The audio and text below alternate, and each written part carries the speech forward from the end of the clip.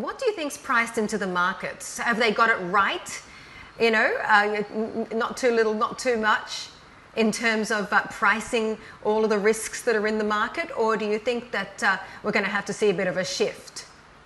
Well, certainly there's been some increased nervousness around global growth. I think Chinese growth reflecting the likely deceleration in export growth and the potential impacts of tightening policy over the past year in China and elsewhere with the Delta variant, the risk that restrictions on the virus are going to have to remain in place longer, weighing on the pace of recovery. So I think markets are wrestling with those cross currents right now. We've seen global yields obviously came down a lot over the past couple of weeks. In our view, those growth concerns are probably a little overdone.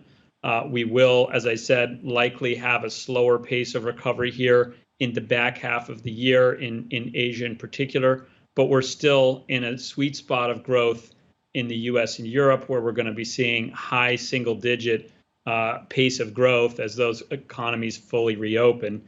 And ultimately, that kind of final phase of reopening will come to Asia as well, probably later this year and early next year. This region has been more conservative in terms of COVID management and has generally kept COVID numbers much lower. But again, until we get to much higher levels of vaccination, we're not expecting to see those restrictions come down a lot in this part of the world.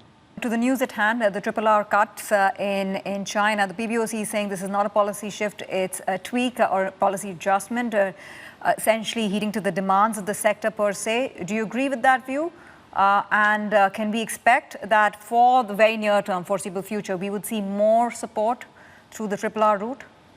In a narrow sense, it is fairly small. While the RRR cut does release more liquidity, it's also the case that we were going to see some maturing MLF operations over the next few months. And depending on how much of that is rolled over, you could have a fairly neutral net liquidity picture. So this move in and of itself doesn't necessarily change the financial market situation a great deal, but it is a signal. It's a higher profile message, I think, that the authorities are paying attention and alert to the possibility of downside risks. I'd also note that we expect fiscal policy to ease somewhat in the back half of the year. In general, the Chinese policymakers have been quick to unwind the stimulus that they put in place in early 2020. They did what they needed to do to help boost the economy, but once that recovery was underway, they tried to unwind that stimulus as quickly as possible. I think keeping in mind the lessons of the global financial crisis, when a very large stimulus led to a multi-year debt boom. This time they pulled back on that much more quickly, but perhaps a touch too quickly. And I think now we're seeing a recalibration where we'll see slightly easier policy, slightly, in the back half of the year.